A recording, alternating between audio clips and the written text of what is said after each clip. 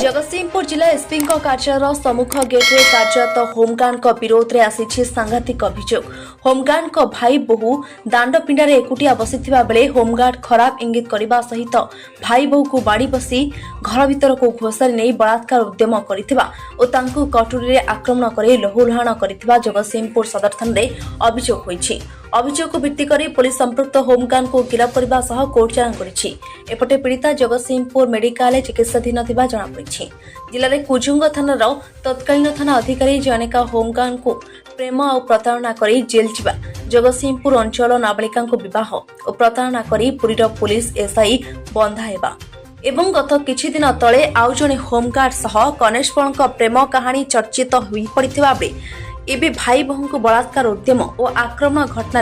Home guard गिरफ हेबा एठाकार खाकी वर्दी रे धीरे धीरे कलंकर छिटा लगाई देछि। मोर देढ़शुर आसिकी खराब इंगित व्यवहार करी सी मत खोसारी नहीं गले नहीं जाई फटो उपरे पकईदे मोर बलात्कार करने चाहूले। अच्छा मो देहरे आड़े साड़े हाथ मारी मुझे चित्कार कली मो शाशु आ स्त्री आसवा बेले सी देखिकी छाड़देला मो ब्लाउज चिड़ी मुझे दौड़ी आसवी कौन पटुरी चुटे मो पिठिकी पकड़ा मुझे आसिकी थाना एफआईआर देली। एफआईआर देला सी मो ना मो परिवार ना गोटे काउंटर केस देला सर मो पुआ बाहर रुहे घरे रुहे सी मो पुआ ना मोर गोटे 80 वर्षर शाशु ना एफआईआर दे होमगार्ड अच्छा सी आरेस्ट हो गले। अच्छा थाना वाला मुझे अभियोग कली थाना वाला से पुआ बाहर रहे से घर को आसे नहीं। हाँ सर से बाहर रहे से करे ना ना मो पुआ ना थाना अभियोग कर पुलिस यहाँ केमी तदंत कर न्याय चाहे से जेल अच्छा एमती से 3 थर बलात्कार करने उद्यम कर खराब व्यवहार बारंबार से करते रुहे मो स्त्री की आमर बड़ापा पुओ होमगार्ड रे ड्यूटी अच्छा स्त्री साथी सी बहुत झगड़ा करी तार माने उद्यम करती जे बलात्कार उद्यम से व्यवहार करती मुझे शुणे नहीं मु बाहर ड्यूटी करे तापर आसिकी मो बिलबाड़ी काम करे किछि दिन छुट्टी आनिकी आसिकी तापर एमती ता ना भी अभियोग अच्छी सी भी थरे ना दिथर ना कि मो साथी भी झगड़ा करथिला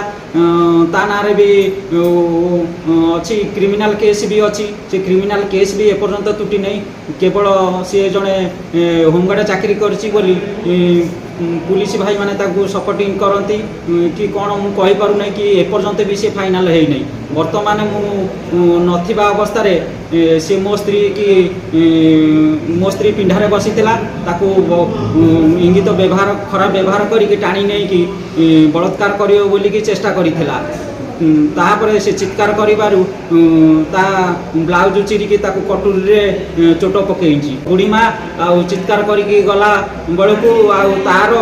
स्त्री ताकू बिगड़ीबारु ताकू से छाड़ी देइछि किंतु कटुरी रे चोटटी पकेइछि आज्ञा एवं मो स्त्री रो कान फुल पटे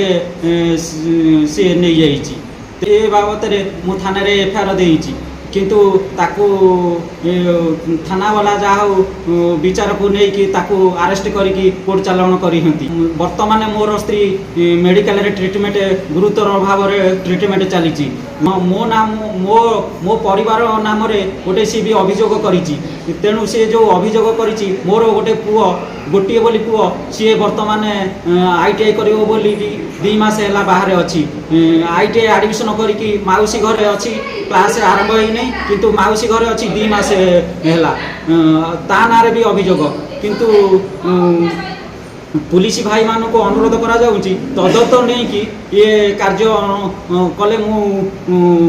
उपकृत हेबी चाहूँगी मते न्याय मिलू और दोषी को दंड दिया जाऊ आ मिछ अभियोग मते मुक्ति करा जाऊ। जगतसिंहपुर वैष्णव राळंक रिपोर्ट ओम टीवी ओडिया।